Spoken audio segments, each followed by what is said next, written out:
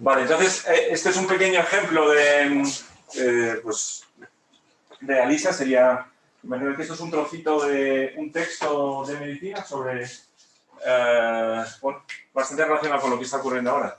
Incluso aparece una visita, o sea, son complicaciones respiratorias. ¿Vale? Lo podría haber readaptado, pero bueno. Básicamente esto es un texto típico de un trozo de medicina. Y aquí, bueno, lo hemos puesto por varias razones. Primero, hemos puesto ahí en rojo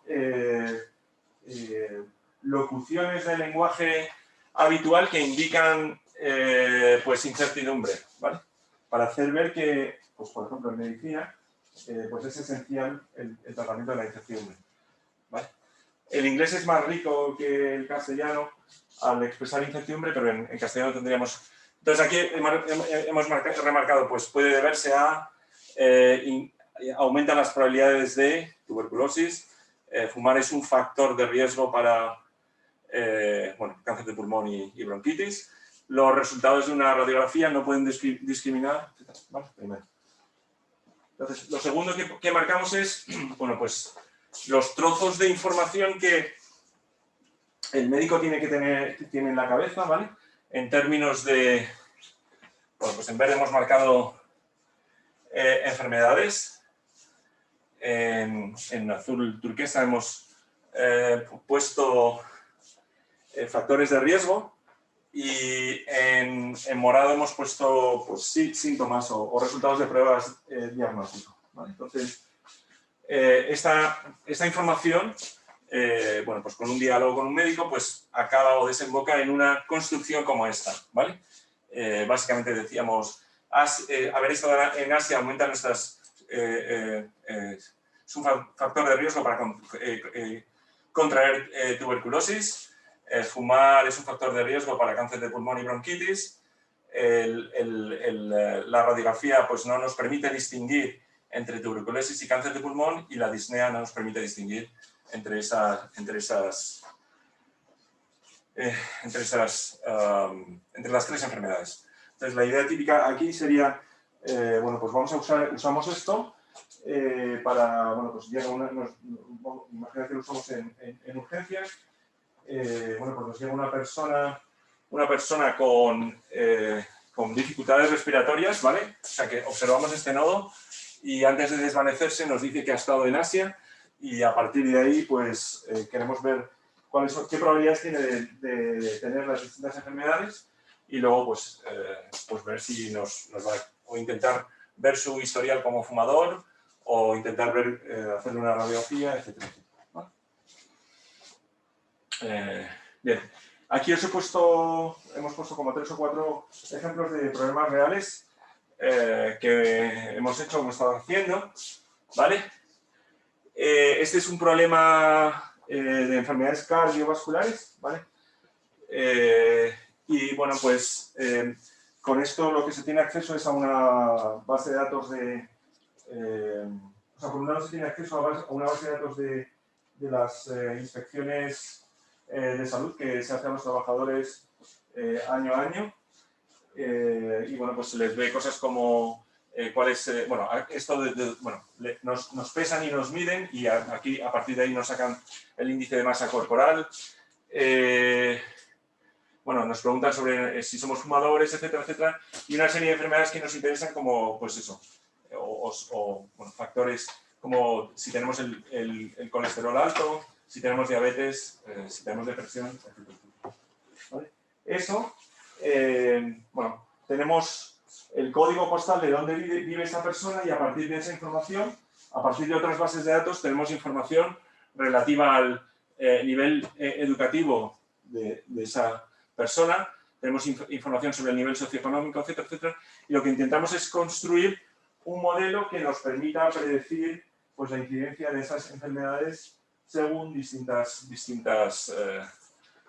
criterios, ¿vale? Entonces, para eso, esta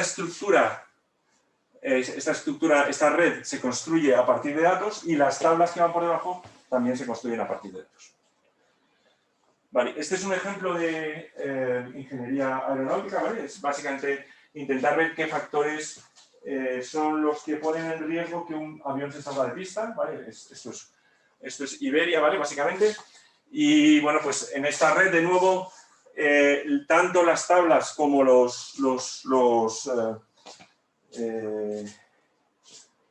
como la estructura se construye a partir de datos. Este es un ejemplo de seguridad nacional.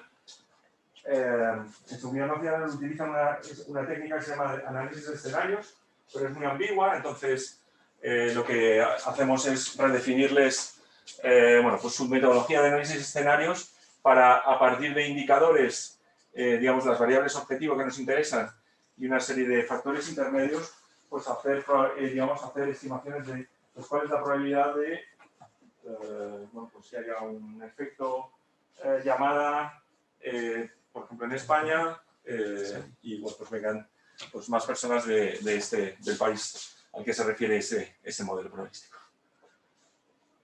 Vale, y luego, como último ejemplo, es los casos que os hemos visto. O sea, los modelos generales que hemos visto, hemos hablado de modelos jerárquicos y otro tipo de modelos, se pueden representar mediante modelos gráficos. Entonces aquí hemos puesto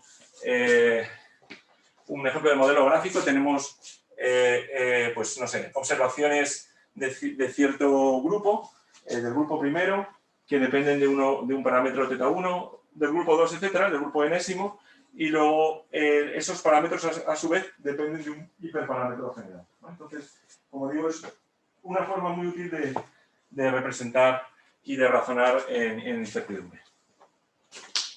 Vale, y bueno, esto. Bueno, este es interesante porque los ejemplos que os he puesto son esencialmente discretos, pero podemos tener pues modelos continuos en los nodos, ¿vale? Esto en concreto viene de un modelo que se hizo para la Agencia Estatal de Seguridad Aérea para intentar predecir pues el número de incidentes que se producen en España pues en un mes o mes a mes de cierto tipo. ¿Vale? Entonces, la idea básica es que en estos nodos, o sea, la idea es que podemos usar, o sea, pueden aparecer modelos continuos, lógicamente, y eso hace que sea algo más complejo el problema. Vale, entonces, una vez que construimos bien a partir de datos o bien preguntando a expertos, o sea, tenemos que darnos cuenta que tenemos que construir la estructura gráfica, ¿vale? Los noditos y las flechas, y luego las tablas que aparecen en cada uno de los nodos. Ambas cosas se pueden hacer a partir de expertos o a partir de datos, ¿vale? O a partir de ambas cosas, ¿vale? Entonces, una vez que hacemos eso, hacemos inferencia y predicciones con esos modelos, ¿vale? Entonces, básicamente, utilizamos esto para hacer una serie de tareas típicas ¿vale? Y bueno, aquí menciono, por ejemplo, absorber evidencia quiere decir que tenemos un caso, en el ejemplo médico de antes, una persona que se ahogaba y que acaba de estar en Asia, queremos predecir qué probabilidad tiene de que tenga bronquitis, ¿vale? Eso es absorber y propagar. Una vez que tenemos eso, podemos hacer hipótesis de, bueno, y si esa persona fuese fumadora, ¿qué probabilidad, o sea, cómo cambiarían esas probabilidades? ¿Vale? Ese es el tipo de ejercicio que hace el médico en la cabeza, pues lo podemos formalizar de esta manera. Y eso nos ayuda un poco a reducir la incertidumbre, ¿vale? Una vez que tenemos resuelto este problema, digamos que ese problema nos permite planificar. El tipo de planificación lo que decimos es, tengo que, pensar otra vez en el mismo caso, tengo que, o sea, me va a reducir más mi incertidumbre averiguar ¿cómo se dice? El historial de fumador de esa persona o hacerle una radiografía, ¿vale? Eso me permite planificar digamos, cómo tengo que tratar a esa persona y finalmente qué medicamentos dar. Y finalmente, digamos, un último ejercicio que permite aprender al sistema y permite aprender al médico es ver cuáles son los hechos influyentes. Una vez que ya está resuelto el caso, que hemos visto que tenía, por ejemplo, tuberculosis, ver de todos los hechos que hemos ido descubriendo, pues cuál es el más influyente, ¿vale? Pues, todo eso se puede, todas estas preguntas que son esenciales en este tipo de investigación, se formulan probabilísticamente y nos permiten aprender y mejorar pues la información que hay en esa. ¿Vale? Importante. Vale. Los ejemplos que hemos puesto son relativamente pequeños o bastante pequeños, ¿vale? Salvo quizás de las enfermedades cardiovasculares. Y bueno, en el caso discreto se pueden hacer, entre comillas, a mano, ¿vale? Nos lleva, básicamente es hacer un montón de sumas y multiplicaciones de forma muy ordenada, o sea, se pueden programar, ¿vale? Pero llega un momento en que las estructuras son tan complejas que necesitamos simulación. Y una estrategia bastante potente aquí es el muestrador de bits que vimos, que mencionamos el otro día. Entonces, la idea es que, si os acordáis, teníamos que ser capaces de decir cuál es la distribución de una variable condicionadas a todas las anteriores. Bueno, pues aquí la estructura es muy, digamos, es fácil ver que lo único que tenemos que considerar es la distribución de esta variable dados sus progenitores, ¿vale? Este trozo, ¿vale? Y luego todas las variables en las que todas las otras variables en las que la variable que nos interesa, que es esta, sea progenitora de tales variables, ¿vale? Y bueno, aquí añadimos una constante y con eso, pues, digamos que si os acordáis del ingrediente de Gibbs, necesitábamos esas condiciones, pues esas condiciones tienen esa expresión. Entonces es relativamente fácil de programar y de construir. ¿Vale? Bien, y esta sería la estructura, en ese ejemplo que hemos puesto, la estructura típica, si os acordáis, habíamos dicho, empezamos arbitrariamente, imaginad en esa estructura que conocemos estas dos, o sea, que no tiene D y es E, y las condicionadas que necesitamos con Gibbs serían estas tres, ¿vale? La probabilidad de A dado B y C y esto que ya sabemos, la probabilidad de B dado A y C y esto que, y etcétera, etcétera. Tiene esa estructura y el muestrador de Gibbs pues se monta eso.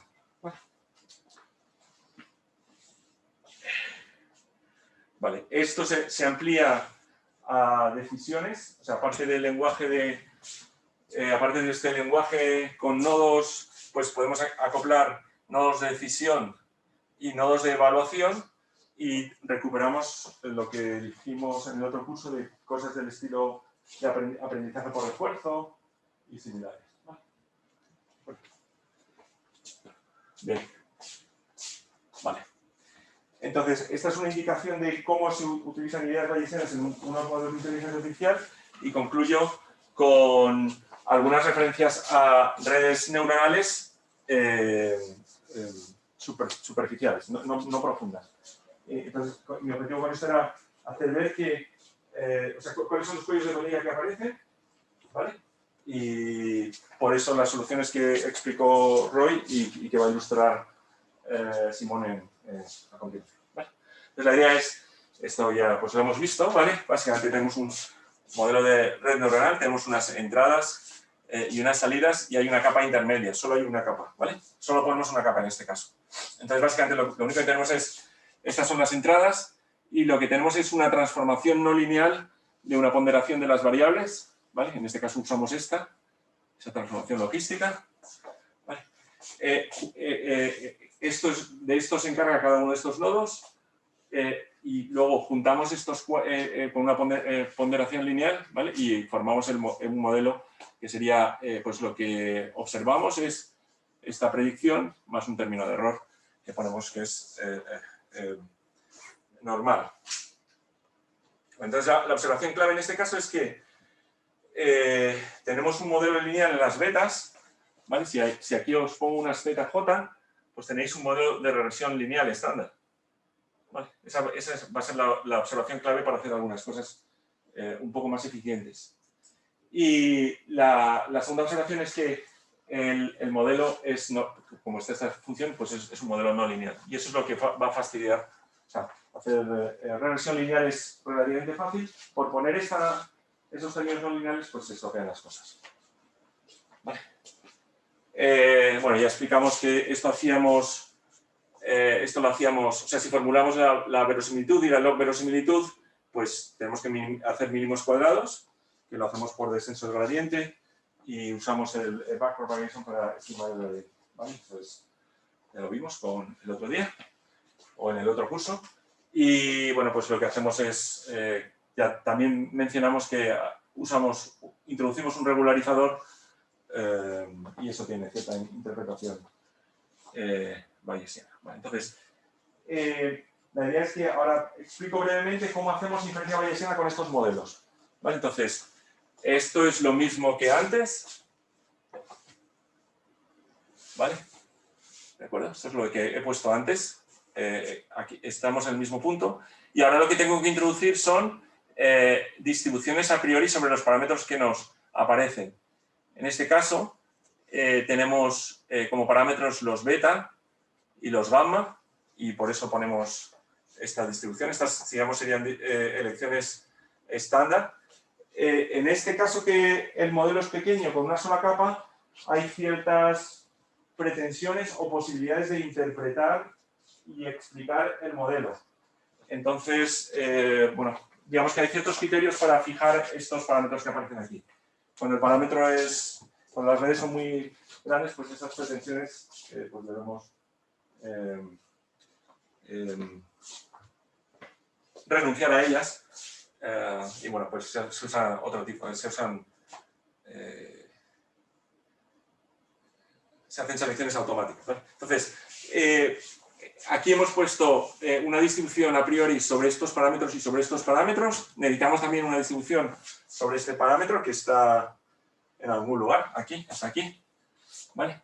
Y luego aquí esto es típicamente, ponemos, lo podemos completar con, en plan modelo jerárquico, pues con distribuciones sobre la media a priori, sobre esa varianza y sobre esa transferencia. Entonces, digamos que en un primer nivel de la jerarquía sería esta, la a priori, más esta, y estas, digamos que completarían, como si fuese un modelo jerárquico, el modo. Esa es la variante bayesiana que hacemos esto.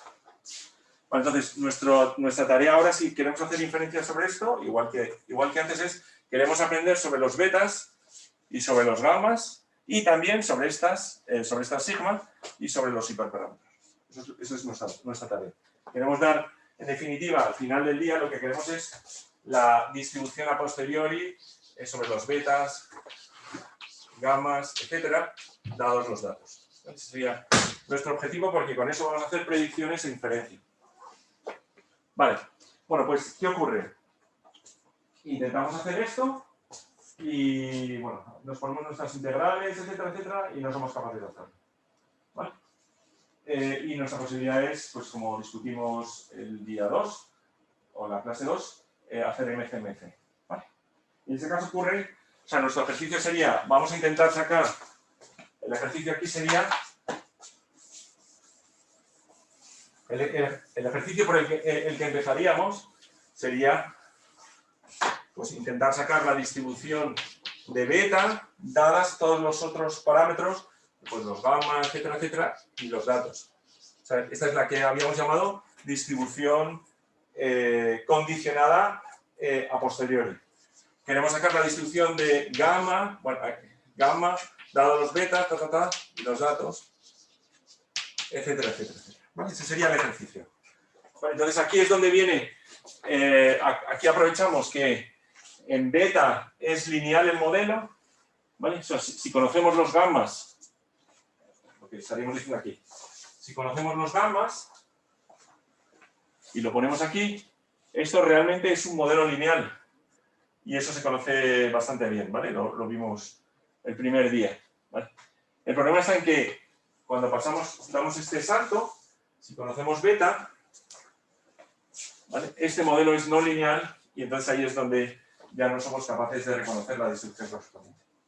¿Vale? Entonces, en breves palabras, dados estos parámetros, sacar beta de esta distribución es muy fácil, porque es una distribución normal multivariante, es un modelo lineal. Estas de aquí abajo, que también necesitamos, también son fáciles, porque seguimos teniendo un modelo lineal. El problema está en estas de aquí en medio, estas que habíamos dicho de gamma, dados los betas. ¿Vale? Entonces, si os acordáis de la discusión que hicimos, es y bueno, todavía da una solución, ¿vale?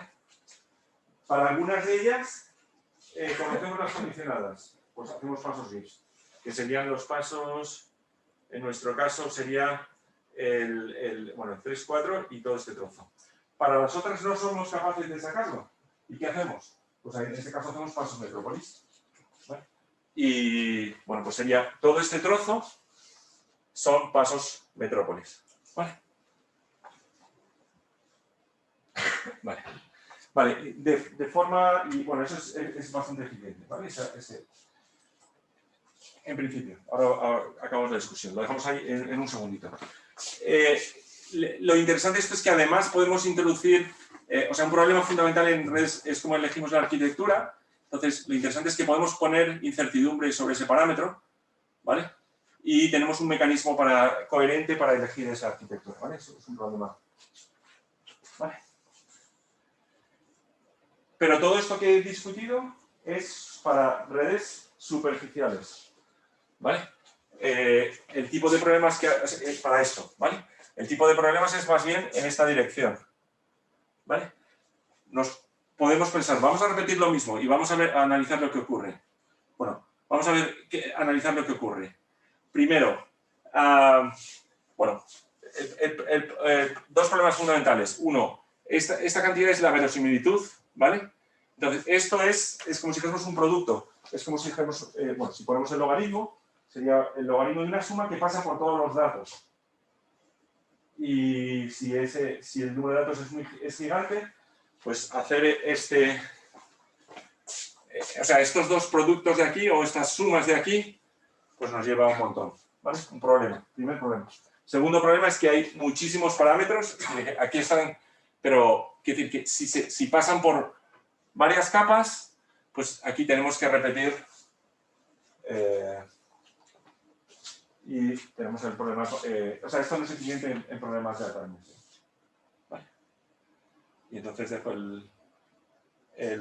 bueno, serían las ideas que explicó Roy ayer y Simón pues nos explica ahora cómo él lo hace en una cosa de problemas.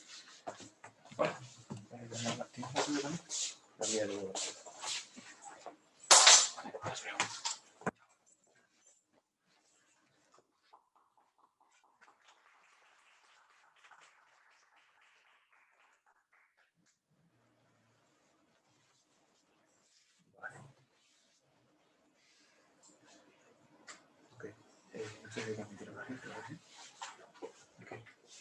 Bueno, hola a todos, soy Simón. Algunos me conocen de la Complutense, algunos le he dado clases. Pero bueno, yo hago investigación aquí en el ICEMAT, soy estudiante doctoral, estoy terminando ya. Mis temas de investigación son principalmente la inferencia aproximada en diferentes tipos de contextos, pero en general inferencia aproximada. Hoy vamos a ver un montón de cosas, tengo incluidas probablemente más de las que podamos ver. Si en algún momento tienen alguna duda, interrúmpame, no tengan ningún tipo de piedad, y si estoy dándoles mucho el coñazo también. Pero bueno, en general vamos a hablar un poco sobre procesos gaussianos, sobre redes neuronales bayesianas profundas, que es lo último que mencionaba David. Y bueno, les voy a comentar alguna cosa. Si no doy tiempo, les comento alguna cosa de los que hago yo, y si no, pues con eso es suficiente. Entonces, bueno, lo primero es el por qué demonios hace inferencia aproximada, porque ya les han hablado sobre distintos tipos de técnicas de muestreo, el muestreo de Gibbs, el muestreo de Metrópolis. Existen otras técnicas también que se pueden emplear aquí, como puede ser Hamilton-Monte Carlo, que no sé si les han mencionado. Pero bueno, en general, pues esto se usa para extender el concepto básico de inferencia puntual, de predicciones puntuales, para diferentes tipos de algoritmos que usualmente lo que producen es eso. Cuando tenemos una red neuronal, lo que nos da es una escalar, una predicción escalar. Entonces, a ver si, ok. Entonces, bueno, cuando introducimos una formulación bayesiana, intentamos hacer esto, pero da una serie de problemas, en concreto con las redes neuronales profundas, da una serie de problemas porque el proceso de inferencia es completamente intratable. O sea, en los términos de cuando formulamos el problema de inferencia, simplemente obtener la distribución posterior ya es intratable por el denominador, la evidencia del modelo, Entonces, la tarea de obtener la distribución predictiva es intratable en general. Entonces, hay varias formas de obtener una aproximación a esta distribución posterior y, por lo tanto, realizar inferencia, pero evidentemente conllevan compromisos, conllevan simplificaciones y ahora veremos alguna de ellas. En general, bueno, aquí vamos a mencionar especialmente dos, ya les decía, los procesos gaussianos y las redes neuronales bayesianas, que cada una de ellas pues tiene sus puntos buenos y sus puntos malos. Como veremos, los GP son un tipo de modelo no paramétrico, lo cual puede venirnos bien si el problema que estamos tratando es especialmente complejo. Pero bueno, las redes neuronales bayesianas pues tienen sus propiedades, no sé hasta qué punto les han hablado de redes neuronales, pero bueno, detectan automáticamente features de los datos, características importantes, escalan muy bien a un montón de datos, entonces tienen propiedades que no tienen los GP. Entonces, bueno, ya como pista, pues yo lo que intento es un poco combinar las propiedades de ambos tipos de marcos teóricos, si queremos, para obtener un método que haga ambas cosas un poquito mejor. Entonces, idealmente, lo que querríamos con un método esto de inferencia aproximada sería, por un lado, que la distribución predictiva sea lo suficientemente flexible como para que nos valga para un montón de tipos de problemas diferentes. Y esto ya veremos que es uno de los problemas principales que tienen los GP. Por otro lado, que el modelo sea capaz de hacer un update, de actualizar el prior de una manera sensata, también empleando los datos, de tal forma que si realizamos inferencia o si realizamos tareas de extrapolación, funcione de una manera más o menos razonable dentro de lo que cabe. Y, no sé si... Okay. Y también que se mantenga dentro de unos límites escalables, porque de nuevo, como decía David, da muchísimos problemas cuando los datos son grandes y de gran dimensionalidad. Y también, por otro lado, cuando los modelos son grandes. Por lo tanto, especialmente en muchas aplicaciones modernas de problemas del mundo real, da problemas el tema de la escalabilidad. Entonces, idealmente querríamos que el modelo que tengamos cumpla todas estas propiedades. Ya veremos. Bueno, los GP cumplen especialmente el tema de ser no paramétricos y demás, nos permite que algunas de estas, en concreto lo del prior, se haga muy bien, pero las otras no tanto. Ahora, ya te doy un poco regular. Ok, bueno, antes de entrar en los procesos gaussianos, no sé si les han hablado de métodos de kernel, de máquinas de vector soporte o cosas por el estilo. Veo bastantes caras diciendo que no, así que lo voy a mencionar súper por encima porque no es el cometido, pero para que tengan una idea ligera. Este tipo de métodos se basan en aprender mapeados, digamos, al espacio de features, al espacio de características. Y estas funciones, estas phi, definen al final, cuando las puedes combinar en un producto escalar, definen un kernel que tiene que cumplir una serie de propiedades, pero no deja de ser otra cosa que una función que toma dos inputs y me da un output. ¿Okay? Entonces, lo malo de estos métodos, o lo bueno según se vea, es que tienen que recordar los puntos de train en general para poder producirnos predicciones, porque las predicciones en los métodos kernel se basan en cómo de similares son los puntos de test a los puntos de train y tiene que ir comparando con todo el conjunto de train que teníamos anteriormente, ¿vale? Entonces, bueno, les decía que se puede escribir como un producto de estos feature space mappings y hay un montón de formas de construirlos, siempre y cuando cumplan un par de propiedades, un kernel está bien definido y lo podemos emplear. Entonces, lo bueno de esto, hay cientos de formas de construirlos y para cada tarea podemos formular uno que nos venga mejor que el anterior, ¿ok? Podemos introducir, pues yo qué sé, dependencias periódicas, algún tipo de comportamiento estacional, exponencial o lo que sea, y además los podemos ir sumando uno tras otro, son métodos aditivos, porque la suma de kernels bien definidos también es un kernel. Entonces, podemos construir un modelo de manera aditiva que en general va a funcionar relativamente bien. Ahora, bueno, un poco una conexión entre lo que decía David y lo que veremos ahora de GPS.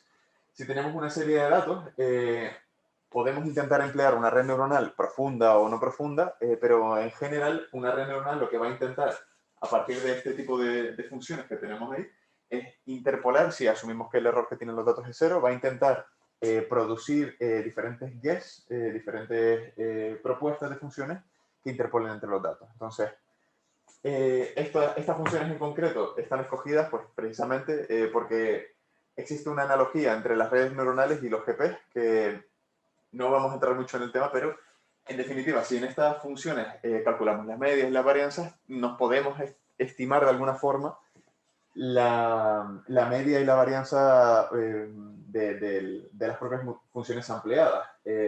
No tendría por qué ser gaussiana, ¿vale? La distribución de las funciones, pero podemos caracterizarla de alguna forma, el sampleado este que hemos hecho. Entonces, de nuevo, el problema de inferencia, lo que queremos es, usando las técnicas de kernel de antes, crear un método que sea no paramétrico y que nos permita hacer este tipo de cosas de una manera relativamente sencilla, por lo menos. Que nos simplifique los cálculos que tenemos en el problema de inferencia y que, si puede, pues por pedir que nos lo haga de forma analítica, que nos permita hacer estos cómputos de aquí de forma analítica, que es lo que hacen los GP. Otra solución posible es simplemente, como ha hablado David, establecer distribuciones sobre los diferentes parámetros que tienen las redes neuronales y a partir de ahí intentar practicar inferencia aproximada con otra manera, que es las redes neuronales bayesianas. ¿Okay? Entonces, los GP. Un proceso gaussiano es un concepto relativamente simple, ¿vale? Simplemente es una distribución sobre funciones tales que evaluadas en los puntos de train tiene una distribución gaussiana. O sea, con esto quiero decir, eso es un GP sin entrenar, me da un montón de funciones, cada muestra que saco del GP es una función entera, y si yo me paro y analizo en un solo valor de X, me sale que la distribución de esas funciones sigue una gaussiana. Eso es simplemente un prior GP, ¿ok? Entonces, lo bueno de esto, como estamos asumiendo que las distribuciones, el prior que estamos estableciendo sobre estas funciones es gaussiano, los cómputos de inferencia van a ser todos integrales sobre gaussianas, integrales con la familia exponencial, son todas tratables, de hecho. Entonces, para hacer regresión, bueno, se suele asumir un modelo de este estilo donde tenemos los valores que queremos predecir, serían estos y gorro, tenemos los valores que nos da el proceso gaussiano y además tenemos un cierto término de error, ¿vale? Establecemos una distribución, bueno, de hecho esta de aquí es la que terminamos estimando con el GP, y este es el término de error, que bueno, el beta es un parámetro de precisión, y esto lo ponemos en las expresiones anteriores y nos salen los cómputos, ahora veremos.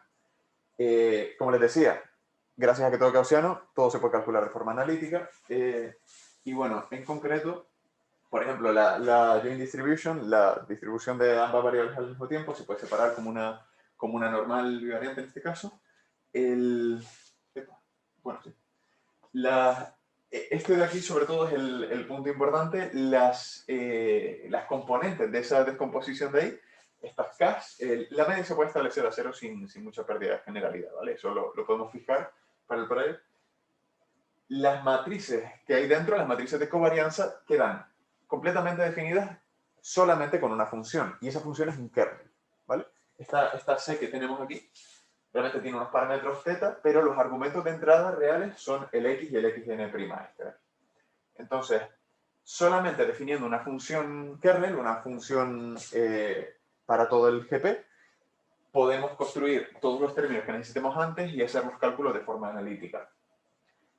La distribución predictiva de las i, pues va a ser simplemente usando lo anterior, marginalizando, etcétera, haciendo todo el procedimiento de inferencia, y obtenemos que sale una distribución normal también, porque como hemos asumido normalidad en el prior y estamos siguiendo con una likelihood normal también, pues en este caso sale una distribución normal, depende de la inversión de una de estas matrices de aquí arriba, que ahora veremos por qué es el mayor problema. Y bueno, para entrenar también lo hacemos con la maximización del logaritmo de la verosimilitud, y esto ya por lo que comentaba David, lo han debido ver aproximadamente por lo menos. Entonces, en lo que es el principal problema que hay, está todo muy bien, funciona más o menos guay, el tema de asumir normalidad nos permite hacer los cómputos de manera por lo menos tratable analíticamente, pero el problema que tienen es la inversión de esta matriz, ¿vale? Porque lo que les decía antes es que los métodos de kernel normalmente requieren de recordar los puntos de train para producir predicciones. En este caso, la K tiene dimensiones del número de datos por el número de datos, es una matriz cuadrada. Entonces, hacer esta inversión y los cómputos que están involucrados para calcularla hace que la escalabilidad del método sea con el número de datos al cubo. Por lo tanto, si tenemos unos pocos datos o estos datos son de una dimensión un poco grande, esta inversión de aquí es intratable también. No escalan absolutamente nada los GPs. Al menos en su versión básica. También hay unas modificaciones de los GPs que nos permiten recortar esta escalabilidad un poquito, que yo creo que no nos va a dar mucho tiempo de mencionarlo, pero bueno, en general no escalan mucho. Las funciones de kernel se pueden elegir, pues, como les decía antes, en función de lo que nos interesa a nosotros. Uno de los más conocidos es el kernel RBF o el Square Exponential, donde tenemos, a ver si esto ocurre. Este parámetro de aquí controla la amplitud, este sigma, y la LJ es una longitud de escala, una length scale. De tal manera que este controla la amplitud de todo el GP y este de aquí controla cómo de rápida es la tasa de cambio del GP en cada una de las dimensiones en las que está definido. ¿Okay? Entonces, si muestreamos, dependiendo para cada valor del parámetro, pues vemos que aquí tenemos, este es como el referencia, tenemos 1 para ambos valores, ¿ok? Hemos fijado, de hecho, para todos los J, hemos fijado L igual a 1. Y vemos que si lo que hacemos es bajar L, lo que estamos haciendo a título efectivo es hacer que las funciones cambien más rápidamente. Si lo subimos, las funciones son más suaves, ¿vale? Y por otro lado, bueno, cuando recortamos sigma, pues se ve que evidentemente la amplitud de ese término de ahí baja y para un mismo L tenemos funciones que tienen una amplitud menor, simplemente, ¿ok? Vale, esto por este lado. Bueno, los GPs funcionan de tal manera que tenemos un prior que es normal. Normalmente eso, se fija la media cero sin pérdida de generalidad y se va entrenando punto a punto a medida que van llegando al esto. O bueno, se puede entrenar todo de una vez. Esto es una ilustración punto a punto simplemente, donde vemos que cada punto que introducimos ajusta el GP para esa región, y en este caso estamos asumiendo que el parámetro de precisión ese que hablábamos antes, de que le sumamos un cierto epsilon, estamos asumiendo que no hay error en los datos, ¿vale? Son datos sintéticos, asumimos que son exactos y por lo tanto se aprieta justo al punto en cada lugar donde hay un valor obtenido. Entonces, a medida que lo vamos haciendo, si tenemos suficientes datos, el GP lo que va haciendo es ajustarse cada vez más a la función de ground truth y termina por hacerla clavada. Esto es un poco el caso ideal donde tenemos pocos datos, es una función relativamente simple y no hay comportamientos extraños, ¿ok? Y encima no tenemos error, así que por lo tanto es completamente sintético y eso tiene su valor. Esto es lo que les mencionaba, no lo vamos a ver mucho ahora, pero hay técnicas para los GPs que nos permiten que sean escalables, que esa escalabilidad del número de datos al cubo nos la quitemos y nos la reduzcamos de alguna forma a... bueno, lo pongo más tarde, pero bueno, a un cierto conjunto de datos que tiene dimensión m, donde m es muchísimo menor que n, y por lo tanto se termina reduciendo algo así como n por m al cuadrado, o algo por el estilo. O sea, hay formas de hacer los GPs escalables, pero lo que no hay forma de hacer en principio es dejar esa asunción de gaussianidad, porque es una cosa que no se puede evitar. Eso, bueno, luego lo podemos ver si nos sobra tiempo y les apetece también. Entonces, bueno, los GP molan por varios motivos, están guays para ajustar datos que son relativamente simples, cuando no tenemos muchos puntos, cuando no tenemos problemas de escalabilidad especialmente, y cuando partir de esta asunción de gaussianidad de los datos no es muy incorrecto. Si tenemos colas muy pesadas, si tenemos bimodalidad, si tenemos heterocedasticidad de los datos o algo así, el GP va a sufrir en esos casos, porque son comportamientos que no es capaz de modelizar, a no ser que usemos un modelo un poco más sutil. Entonces, esos son los dos principales problemas. El primero, ya les digo, que se puede lidiar más o menos con él usando estos métodos nuevos, que son los sparse GP. Bueno, nuevo. Y por otro lado están las redes neuronales, que no sé hasta qué punto les habrán contado, pero eso, sobre todo tienen propiedades buenas en comparación con estos otros métodos. Tienen propiedades buenas en cuanto a escalabilidad, en cuanto a cómo de fácil es reconocer la parte importante de los datos para modelizar, etc. O sea, simplifica una serie de tareas que los GPs en principio no hacen. Pero bueno, claro, la diferencia bayesiana pasa a ser intratable porque la formulación del problema de inferencia tiene unos términos que son intratables también. Entonces, Como redes neuronales bayesianas, creo que esto lo más que han debido ver ha sido lo de ahora de David, con las redes neuronales poco profundas, en cuanto a BNN, digamos. Pero bueno, en este caso el ejemplo tonto es una red neuronal bayesiana entrenada por un método que se llama inferencia variacional, que igual a alguno le suena y si no, pues tampoco pasa nada. Pero es tan simple como intentar buscar una distribución que aproxime a aquella distribución que nosotros queremos, y es una distribución un poco limitada, pero es una primera aproximación.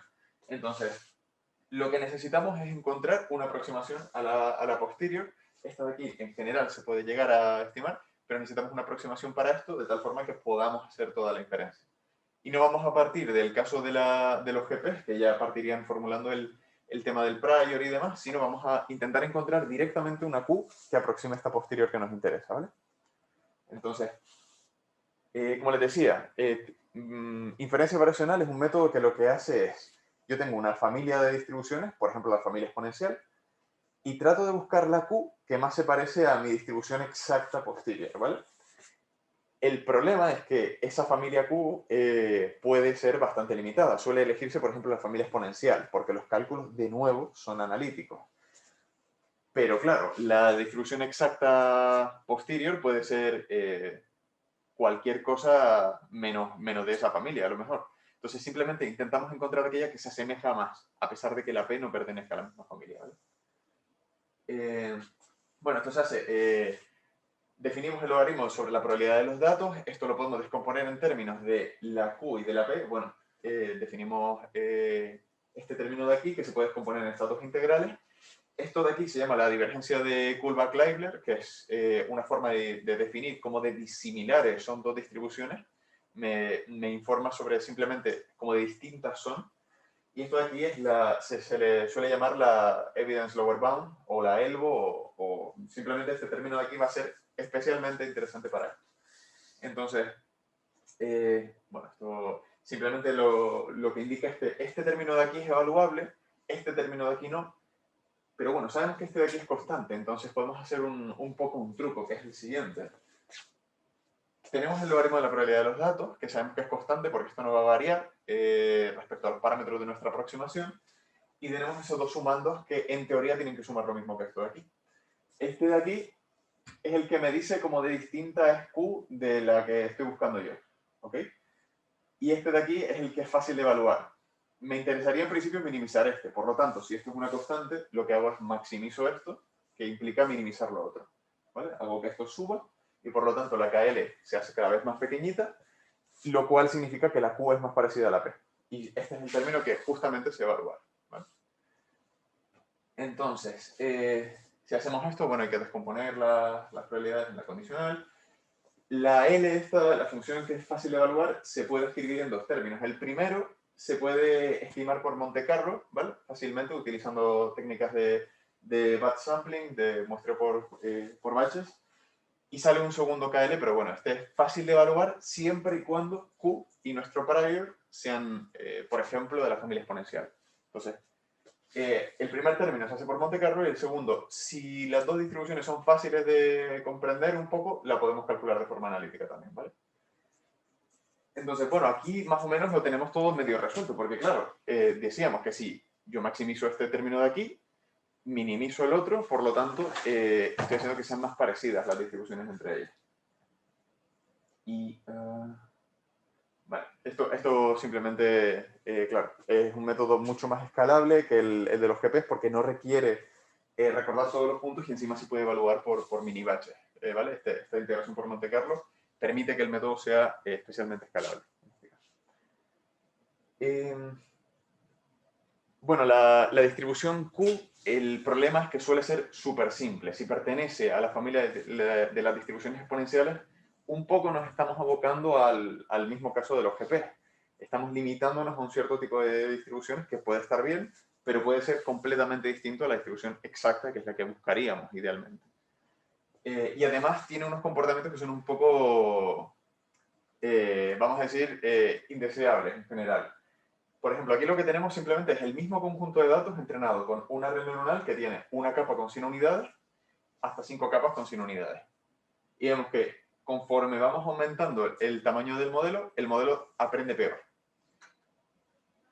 y uno empezaría a pensar, bueno, sobre todo cuando uno lo formula por primera vez, pensaría que cuanto más flexible sea el modelo, en principio mejor debería modelizar los datos. Pero bueno, realmente es falso. Lo que está pasando aquí es que el modelo no es capaz de pesar adecuadamente la contribución del prior que introduce el modelo, porque al final es lo que está haciendo, con la contribución de los datos. Necesitaríamos muchísimos más datos para modelizar este caso de un modelo así de complejo en comparación con el primero.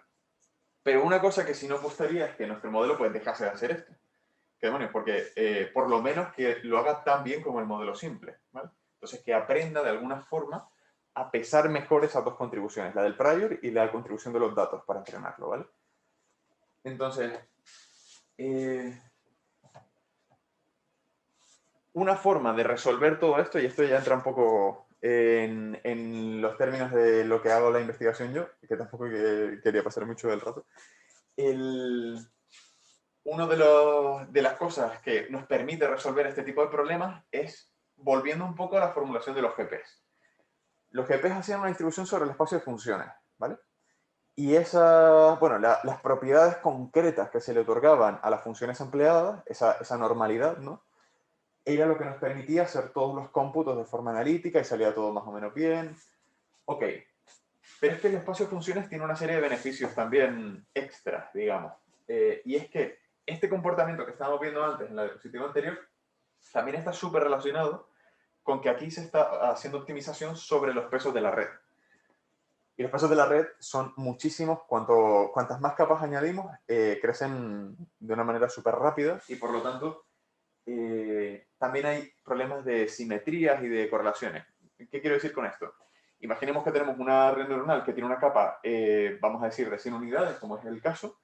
A lo mejor variar un cierto peso, una cantidad X, es lo mismo que variar otro mismo peso, esa misma cantidad. A lo mejor nos produce el mismo tipo de resultado. Y por lo tanto, hay una serie de simetrías a la hora de optimizar en los pesos que nos está fastidiando el tema del aprendizaje. Porque el modelo no es capaz de decidirse por aquellos parámetros que tiene que optimizar antes. Por lo tanto, si lo formulamos en términos de funciones, dejamos de verlo como pesos individuales, sino vemos la función completa y tratamos de variar la propia función en sí. ¿Okay? Esto es matemáticamente más complejo, pero al mismo tiempo nos permite simplificar el problema de optimización. El espacio de optimización en sí es mucho menor, mucho más pequeño que en el caso de los pesos. Además, en principio, no hay nada que nos impida formular un prior sobre el espacio de funciones que no sea gaussiano. Antes nos hemos restringido a una distribución gaussiana sobre el espacio de funciones y tal, pero en principio no hay nada que nos impida definir pues, una distribución cualquiera. Y de hecho, en este caso, lo que vamos a hacer es una distribución implícita, lo cual significa que vamos a poder muestrear de ella, pero no conocemos su PDF, no conocemos su distribución de densidad, ¿vale? Esto en principio debería ayudarnos en varios de los problemas que tienen los métodos anteriores y fíjense que ya estamos hablando de que nos libramos de la gaussianidad de los GPs y que, por otro lado, si somos capaces de implementarlo en un contexto de redes neuronales, va a ser escalable, va a ser capaz de detectar la parte importante de los datos, etcétera, ¿vale? Va a tener una performance relativamente alta. Entonces, ¿cómo hacemos esto? Vale, el principal ingrediente que usamos en todo este tipo de aproximaciones se llaman procesos implícitos, que se parecen mucho a los GP, pero con una vuelta de tuerca más. Entonces, si se fijan, es también una colección de variables aleatorias en el espacio de funciones, ¿vale? Tales que, evaluadas en una serie de puntos, que serán nuestros puntos de train, tengan una distribución conjunta definida por este proceso de aquí. Y esto de aquí es tan simple como lo siguiente. Este teta que tenemos aquí, justo, parametriza la distribución P que tengo allí. Se suele expresar de esta manera pues simplemente porque luego se utiliza esta notación y no se incluye la parte anterior, ¿ok? Pero bueno, este teta parametriza esta distribución P y lo que hago yo es, dada una distribución P latente, digamos, muestreo un valor de Z y tanto ese Z como el valor de la variable input se lo paso a una función que no tiene por qué ser lineal, de hecho en general es no lineal, y eso es una muestra de función para mí, ¿vale? Dense cuenta que aquí le puedo poner cualquier X, por lo tanto se comporta, son las variables aleatorias sobre el espacio de funciones de las que estamos hablando. no voy a saber, si esto de aquí son transformaciones no lineales o suficientemente complejas, no voy a saber exactamente qué densidad tendrán estas variables, pero puedo muestrear de ellas fácilmente. Yo le puedo pasar varios z o le puedo pasar diferentes localizaciones para un mismo z y me va a dar diferentes valores de las funciones. ¿Ok? Entonces, esto es un proceso implícito que es un poco una generalización de los GP. Los GP se pueden formular aquí, ¿vale? También. En este caso, pues, lo que tendríamos que hacer es asegurarnos de que esta transformación nos devuelve simplemente una muestra de una gaussiana dado un cierto X, pero ya está. ¿Okay? Entonces, lo que hablábamos antes de las redes neuronales bayesianas, se pueden formular con este marco también. ¿Cómo? Bueno, pues, hago la traducción uno a uno simplemente. Muestreo los pesos de una normal. Esto es simplemente imponer una distribución normal para cada uno de los pesos que hay en la red. Y dada una muestra de todos los pesos de la red, le doy un input y lo proceso por toda la red profunda, ¿vale? Entonces lo que estoy haciendo es muestrear todos los valores de los pesos, proceso un cierto input a través de esos pesos muestreados y saco un resultado. Esa es una muestra de estas funciones. Esto es sobre todo el punto importante que tiene esto, que no sé si más o menos les queda claro, ¿no? Si no me pueden preguntar también, pero bueno. Bueno, y también existen otro tipo de... Bueno, esto sirve para describir un montón de procesos. Desde los GP, las redes neuronales bayesianas, a procesos de normalizing flows, de flujos de normalización o cosas así. Hay un montón de métodos que se pueden describir con este marco nada más. Y bueno, los neural samplers en concreto, pues lo que hacen es muy parecido a una red neuronal bayesiana, a lo que hablábamos antes, ¿vale? Sino la diferencia principal es que procesan al mismo tiempo los X y estos Z, estas muestras. Digamos que estas muestras no serían los valores de los pesos en sí, los pesos son deterministas para un neural sampler, pero procesan una variable aleatoria Z y luego la mezclan con la X para dar un resultado, para dar como resultado el muestreo de la variable aleatoria, ¿vale? Bueno, estos son el tipo de funciones de prior que se pueden obtener de una red neuronal bayesiana construida de esta forma, ¿vale? Que ya pueden ver que más o menos se puede obtener cualquier tipo de comportamiento. Y encima te permite empezar a intuir cómo podrías introducir información como la que hablábamos antes de los GP. En el GP yo les decía que pueden poner un kernel que tenga, por ejemplo, un comportamiento estacional.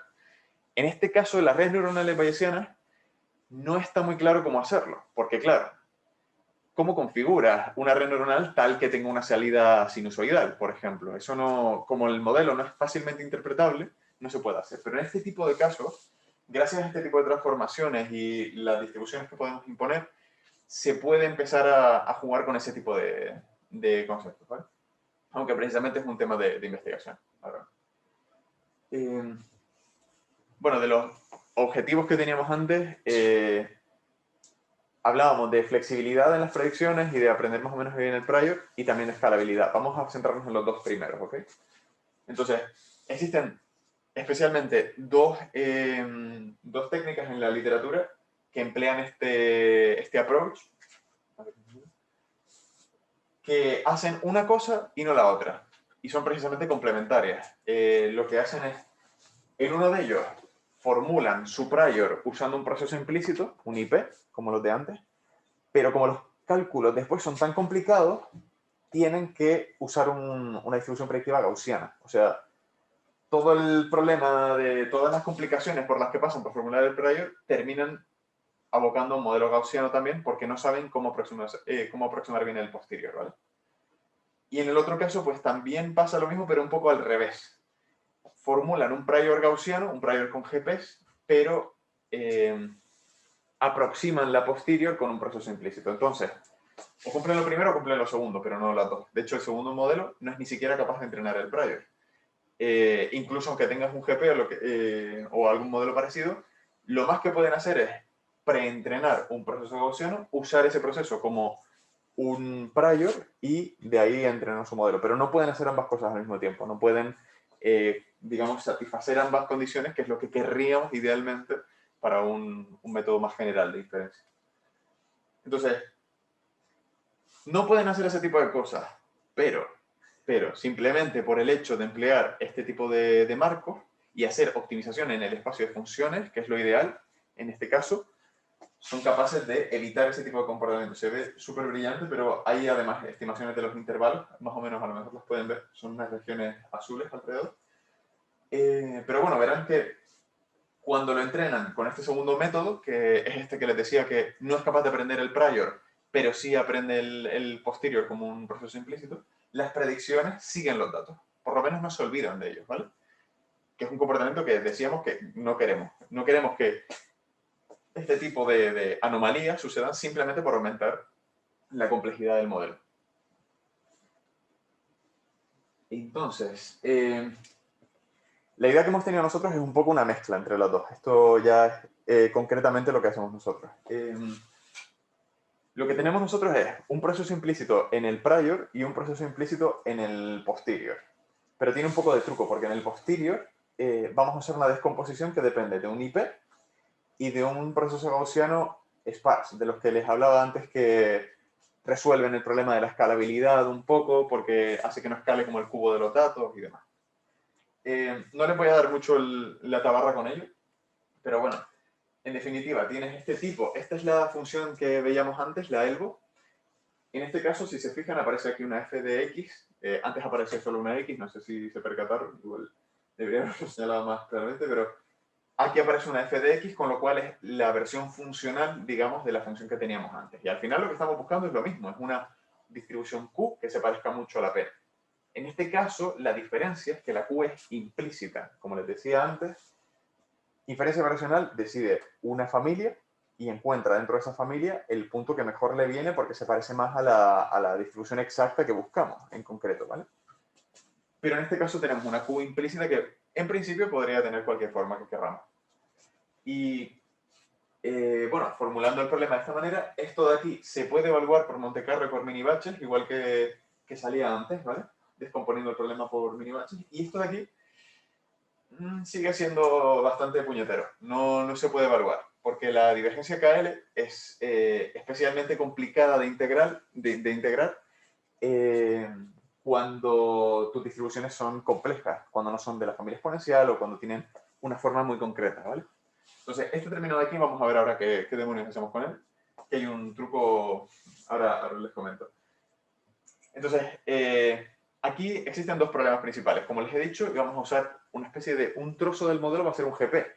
Pero como no queremos que escale con el cubo de los datos, vamos a usar lo de los sparse GP e introducir una serie de variables nuevas que se llaman pseudo inputs o puntos inducidos o como los quieran llamar, que hacen que el modelo no escale con el cubo de los datos, sino de una forma mucho más contenida. De hecho, va a ser casi constante con el número de datos. Y por otro lado, bueno, para computar el posterior lo vamos a poder hacer por Monte Carlo, en nuestro caso, gracias precisamente a esta descomposición. Entonces, ¿qué descomposición hacemos nosotros? Bueno, pues nuestro posterior va a ser ese de ahí, ¿vale?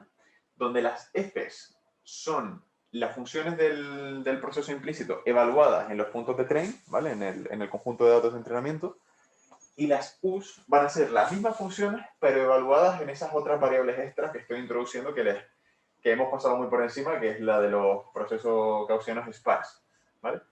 Son una serie de pseudo-inputs, de puntos inventados al final, que nos permiten focalizar el aprendizaje de nuestro método en ciertos puntos nada más y no tener que aprender como todo el conjunto de training.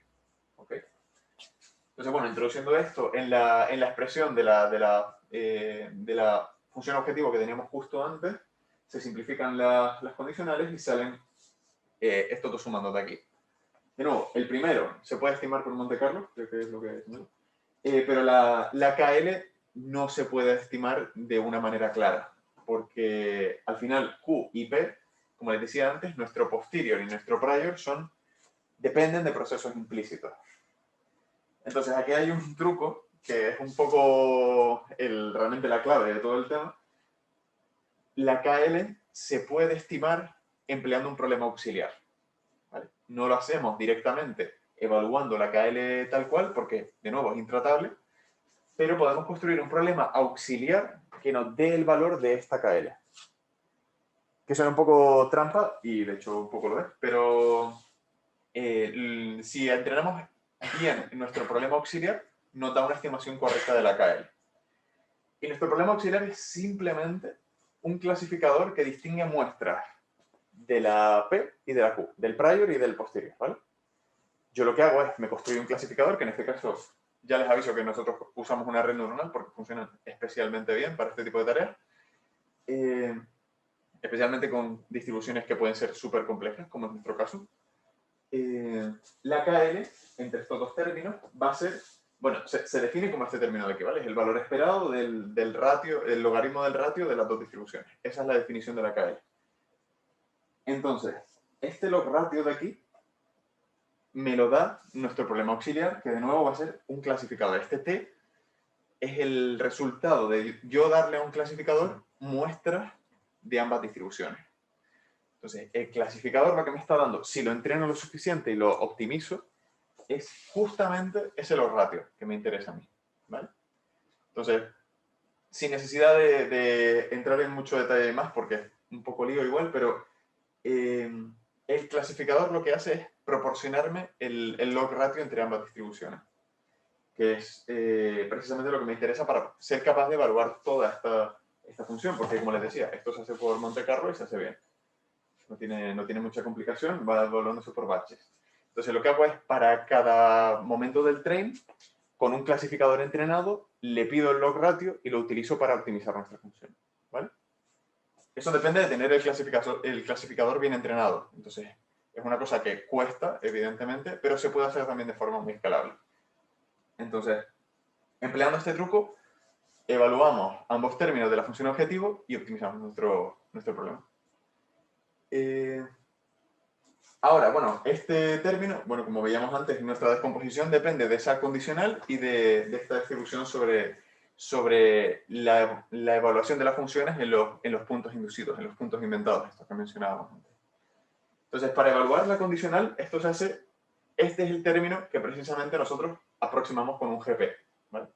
El otro es simplemente un proceso implícito, el QDU es un proceso implícito, pero la condicional es la que aproximamos con un GP. Entonces, esto lo que va a hacer es que tengamos una serie de distribuciones gaussianas para cada uno de los puntos evaluados en los inducing points, en los puntos inducidos. Es decir, esta P de aquí va a ser una aproximación gaussiana para cada uno de los valores dado U, pues para cada uno de los U me va a dar una distribución gaussiana centrada en las funciones evaluadas en este punto. No sé si esto se entiende especialmente mal. Vamos a ver si... Esto de aquí son simplemente las ecuaciones de un GP, ¿vale? Entonces, para cada... El proceso implícito, como les decía antes, me da un valor de una función evaluada en un punto. Entonces, para ese valor de la función evaluada en un punto, aproximo el término este de la condicional con un GP, ¿vale? Y esto de aquí lo que hace es que finalmente acabes con una mixtura de gaussianas. Para cada punto de los puntos dados vas a acabar con un GP que tiene una media y una varianza dada que dependerán del proceso evaluado en los puntos inducidos. El proceso implícito evaluado en los puntos inducidos. En definitiva, nuestro modelo final lo que introduce es, en vez de que tu aproximación sea una gaussiana, va a ser una mixtura de gaussianas evaluadas en los diferentes puntos que te da el proceso implícito. Y con esa mixtura de gaussianas pues, podemos reproducir comportamientos como los de la heterocedasticidad, la bimodalidad, etc. Esto es quizá el punto más espinoso de toda la evaluación. Las predicciones se hacen por Monte Carlo, salen relativamente de forma directa a partir de ese tipo de aproximación. Si sabemos que P es gaussiana, esto sale por Monte Carlo fácil. Y las covarianzas se pueden estimar por Monte Carlo también. No necesitamos definir esas funciones de kernel de las que hablábamos antes, porque en este caso lo estamos estimando por Monte Carlo. Bueno, está con mi padre y los padres de tal. Es una niña fuerte. Bueno, y ahora por enseñarles alguna gráfica de cosas que salen. Esto es imponiendo funciones especialmente planas, ¿vale? Y esto es quiero quitarme un peso de encima. Yo, como prior, parto de Sobre la funciones discusión que son que tuvimos prácticamente planas, sí que tienen un poco de curvatura, pero son prácticamente planas. Estábamos Tengo los datos estresados reales mucho y detrás. yo Y esto es estaba el muy entrenamiento de nuestro prior a lo largo de, bueno, al comienzo y al final de nuestro proceso de entrenamiento. Evidentemente, pues lo que está haciendo es adaptarse a la bimodalidad y a la heteroscedasticidad de los datos de forma, de hecho, bastante clara y de una manera como natural. No necesitamos toquetear el modelo para nada. El modelo es capaz de comprender que, por ejemplo, en este caso, la varianza de los datos depende de la localización y aquí que hay dos modas y distingue entre ellas y construye las funciones del prior acorde a eso. ¿Vale? La muerte Y de en cuanto a las predicciones... todo lo que ha pasado ha sido obra de Miguel. Recompuso la espada flamígera para ganar la guerra. Ahora les comento un poco qué demonios hay. Bueno, estos son los mismos conjuntos de datos que veíamos antes. Estas son las muestras de la distribución predictiva, ¿vale? Miguel mató a Y la pintamos como nubes para azules que que te simplemente sintieras culpable muestran la densidad. y para que cuando mueras desciendas Entonces al vemos que el infierno. modelo, la bimodalidad y la No para heteroscedasticidad hacerme lo volver captan al bastante bien. infierno sin registro. Ahora les comento qué es esto que tenemos aquí. Te juro que no Y sé. este caso de aquí es Lo que unos tengo datos que distribuidos decir con una T de student Tienes que súper escorada hacia los positivos. ¿Vale? Todo es una Entonces manipulación. aquí hay una escuela Inspectora, no súper debes pesada sentirte culpable. y el modelo lo que está haciendo es captar esa moda, Ya, captar sí, esa vale. cola y no distribuir Chasquearé los dedos y probabilidad dejaré de hacia la zona sentirme. inferior. Va en serio. Yo Dando, también voy no en sé si lo serio. Las aprecian ahí, pero emociones bueno, no funcionan da así. cierta probabilidad a la región donde están los datos. Demuestra que El me hecho de que se equivoco, vean anda. como cortes Vamos, venga. de líneas rectas depende de que Siéntete precisamente los digno. priors que estamos usando son súper rectos. Y por lo tanto No, lo que se está me haciendo es ocurre un poco algo. barrer con ese tipo de Mucho. funciones. Si tuviéramos más puntos o formulamos un prior un poco más flexible, tendríamos Mira. simplemente regiones, bandas de regiones. ¿Okay? Modelizando esa cola pesada de la T de student hacia arriba. Es más fácil decir lo que hacer. Bueno, y este conjunto de datos de aquí es un poco el más simplón de Y todos los puedes acabar cuatro, como Dan. ¿Cómo que porque acabar como simplemente es Dan está en el una tendencia cielo? constante hasta cierto punto donde se une con una función que es un seno. Todos son conjuntos de datos sintéticos que hemos hecho nosotros pues, para hacer pruebas de concepto. ¿Okay? Lo dices. Entonces, ¿por qué demonios hemos hecho esto? Bueno, ¿Dónde está Dan ahora? yo les decía antes que los GP ¿Dónde está? se hacen escalables si usamos esa otra aproximación que les he mencionado alguna vez ahora ya, que es lo de los procesos, lo de los puntos inducidos. Lo que hacen los puntos inducidos es focalizar el aprendizaje del GP en una región, ¿vale? Y por lo tanto, en este tipo de conjuntos de datos nosotros sospechábamos que el GP, bueno, que nuestro proceso, nuestra combinación de procesos implícitos y sparse GPs debería ser capaz de hacer algo para priorizar esta región de los datos a esta de aquí, porque esta de ahí en principio es mucho más fácil de modelizar. Entonces, cuando entrenamos el modelo lo que conseguimos es este tipo de cosas. Es el mismo conjunto de datos, es la misma distribución No es el predictiva. mejor momento para Y esto aquí que les estoy floteando es Sí, la localización de esas regiones donde No solo lo digo donde porque se Miguel ha concentra ido el a proceso Marx de gaussiano preguntas. No sé con qué la ha a matado, lo largo del pero tiempo, no ¿vale? aquí. Las épocas están escaladas por 100, por lo tanto va de 0 a 2000, ¿vale? Entonces, Miguel me dijo que tenía nuestro modelo lo que está haciendo al final es, tenemos estas regiones que comienzan distribuidas de forma homogénea, que también lo simbolizan las No he cruces. encontrado Hay la pieza. No muchísimos, sabemos por dónde cierto, hay está. muchísimos Miguel más tiene puntos, un digamos, ejército de de los ángeles que buscando necesitamos, esa simplemente espada. un poco de overkill para ver que las cosas están funcionando bien cuando ponemos muchos puntos. Y de hecho esa es la razón por la cual algunas regiones donde se focaliza el modelo se van fuera, pero esto no pasa nada porque son pseudo inputs, por lo tanto el modelo un poco como que Ya sé que es pedirte capaz de mucho, hacer pero este tipo de cosas, se inventa el output en ello. tienes que ayudar. Pero bueno, en definitiva, nuestros puntos lo que están No haciendo puedo es controlar terminar mi por culpa, pero sí converger canalizarme. a las zonas donde hay cierto cambio en los datos. ¿Vale? En esta región de aquí, los datos son constantes, entonces los puntos evitan esa región y tienden a ir convergiendo a esta de aquí. ¿Vale? Por lo tanto, el modelo está como, de alguna forma, comprende que esta parte de los datos es fácil de modelizar, es relativamente simple, no necesita tanta información en esa región, y las regiones donde se focaliza pivotan hacia la zona central. Dime. Y podemos ver que donde sí que Me hay cambio, alegra de que la esté localización contigo, de los Jessica. missing points más o menos se Es que le he mantiene constante. ¿Vale? De estos puntos mucho missing. de menos. Entonces, esta parte, digamos, de nuevo, se evita y esta parte más o menos se mantiene constante porque hay cambio en los datos y el modelo necesita prestar atención Ya a sé ella que para tienes modelizarla mucho. correctamente. Sí. Vale. Ya Y bueno, sé que la oscuridad para hace que la no luz extenderme brille muchísimo más tampoco, y el rollo ese.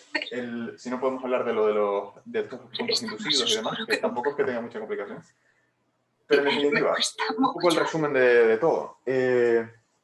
Bueno, los GP funcionan guay. Incluso Si tenemos parece que pocos puntos, tienen poca ya no dimensionalidad, estés ahí no arriba. nos molesta que nuestras predicciones vayan a ser gaussianas, van a ser normales.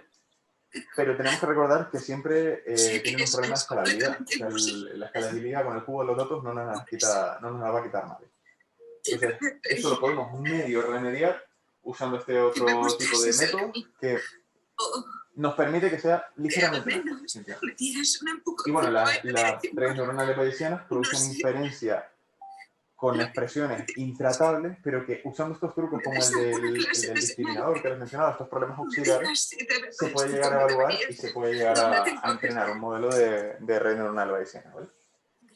Dios, que estás aquí. La Tienes que inferencia en el ayudarnos, espacio de las pero funciones vuelvo enseguida. puede Vale. ayudarnos, como Sí. veíamos antes, que ya se evitaban ese tipo de comportamientos cuando aumentábamos la complejidad del modelo, que perdíamos la predicción. Y bueno, con este tipo de Deberías métodos que someterla al utilizan espectrómetro de masas. ¿Por qué? definiciones más Porque no tiene laxas ningún del sentido. prior, estas definiciones Aquí pone implícitas y que es demás, levadura. parece que se consiguen resultados que son mejores y que son capaces de reproducir Un momento. características que son complejas de los datos, que en general los Vale. modelos no deberían, hasta el Me has momento, dicho que no solo han sido capaces examinara lo que de vi en la pluma. plasmar como la Pero bimodalidad o la heteroelasticidad, como veíamos, ¿vale? no he podido evitar echar Y bueno, con esto cuentas. Sí. más o menos, y las referencias, Creo que por ya si sé lo acaso, que es, Lucy. no sé si quieren que les comente algo más o tienen ¿Pero en dudas, serio? o Venga. Una pluma si no, misteriosa y le gigantesca. dejo paso a Roy para no ¿Una entretener mucho investigación más con lo de los escondidas? jefes.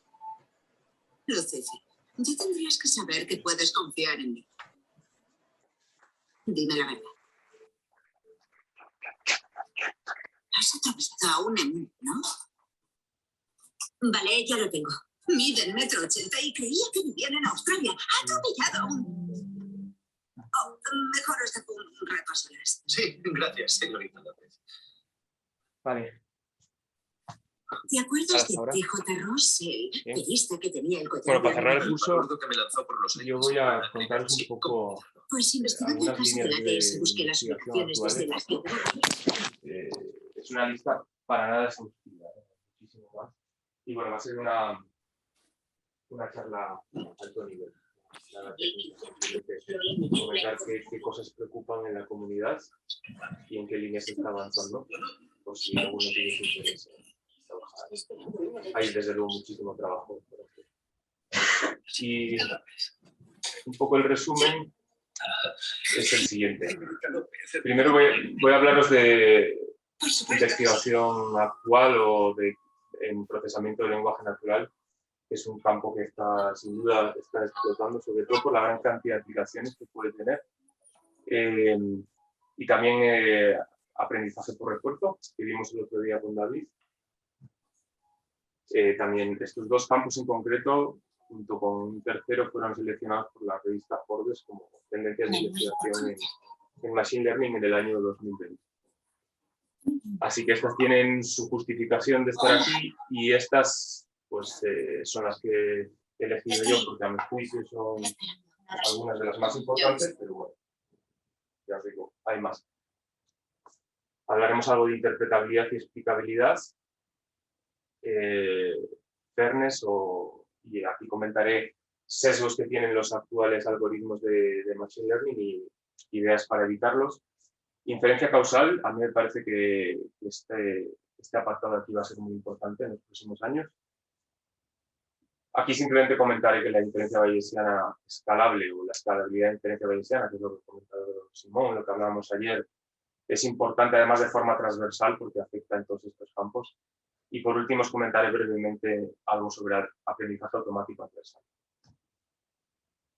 Ya os digo, esto va a ser muy discursivo y de hecho estaría bien que si me interrumpieseis, si decís cualquier pregunta o comentario o pensamiento. En cuanto al procesamiento del lenguaje natural, la tendencia actual es a construir modelos de lenguaje preentrenados, ¿vale? ¿Y esto qué significa? Un modelo de lenguaje básicamente es una representación compacta del lenguaje. nosotros representamos el lenguaje con palabras, con oraciones, y existe un interés en intentar representar este lenguaje de manera numérica, con vectores, ¿no? Entonces existen varias estrategias para mapear palabras o incluso frases a espacios vectoriales de dimensión alta, dimensión 300.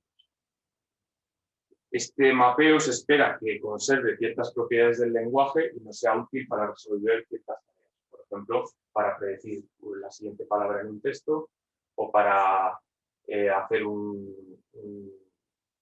sistema de Q&A, question and answer, que es algo que se lleva ahora, es decir, mapear preguntas a este espacio y de ese mapeo inferir respuestas. Bueno, y para eso se utilizan modelos preentrenados de lenguaje, son modelos que aprenden estas representaciones compactas del lenguaje. Para ello se utilizan modelos de redes neuronales, en concreto redes recurrentes, modelos secuenciales, que bueno, no los hemos tocado mucho, pero son importantes. Y se entrenan utilizando pues, la gran cantidad de datos en forma de texto que existe, ya sea la Wikipedia o cualquier otra fuente de datos. Después ya se emplean estos modelos preentrenados y para tareas específicas se hace fine-tuning. Estos modelos dependen de ciertos parámetros que se especializan para cada una de las tareas, ¿vale? Bueno, y simplemente aquí comentaros que existe una carrera armamentística en cuanto a quién construye el mejor modelo de lenguaje. Y bueno, una representación de que existe esta carrera armamentística es esta gráfica de aquí. En el eje X os pinto el número de parámetros de cada uno de los modelos de lenguaje y aquí varios modelos de lenguaje. Si empezamos por algunos modestos, pero modestos os hablo que son de hace un par de años, para que veáis la velocidad de esta competición. Pues estaríamos hablando de 10 elevado a 7, 10 elevado a 8 parámetros. Si llegamos hasta GPT-3, que es del año pasado, si no me equivoco, está casi en 10 elevado a 11 y hace escasas semanas, hace un mes y algo creo, estos son casi todos americanos, los chinos sacaron GuDao, otro modelo de lenguaje que tiene 1,75 trillones de parámetros, aproximadamente 10 veces más que GPT-3, que era el más grande hasta la fecha. Bueno, como podéis ver, esta competición ha trascendido a la comunidad de ciencias computacionales y ya es un asunto casi político, ¿no? Es una batalla entre Estados Unidos y China. Ahí está Europa intentando hacerse su hueco, no sé si lo conseguimos. Digamos, es increíble. Y las cosas que pueden hacer estos modelos son verdaderamente increíbles. Estos modelos de lenguaje suelen entrenarse no enfocándose en una sola tarea, sino en varias. ¿Dime? Cuando dices parámetros, ¿a qué te refieres? ¿Recuerdas cuando vimos las redes neuronales? Los parámetros eran los pesos, ¿no? Pues en este caso hay también pesos, son otros modelos, no son el efecto multicapa que vimos, pero hay otros modelos que dependen de parámetros. Y en concreto, pues el de GuDao tiene 1,75 trillones de parámetros. Para tú resolver un problema de optimización en un espacio de 1,75 trillones de parámetros, necesitas muchos datos. No me acuerdo exactamente, pero eran varios teras, no sé si entrenó con 5 teras de datos en forma de texto. Vale, y bueno, lo que decía es que estos modelos no se suelen entrenar en una tarea específica, sino que se utiliza algo que se llama multitask learning y se entrenan para varias tareas. Son capaces de resolver diferentes problemas. El propio modelo, la propia red neuronal, resuelve muchos problemas. Entre ellos, por ejemplo, en inglés se dice summarization, sumización, no lo sé, de un texto, te das un texto largo y la red te produce un resumen. También captioning se llama, te das una imagen y la red te describe qué hay en la imagen. Y bueno, este modelo, todavía no han sacado si no me equivoco, no han sacado un artículo, pero en los comunicados que yo he leído, en casi todas estas tareas está superando al estado del arte actual. Es realmente impresionante.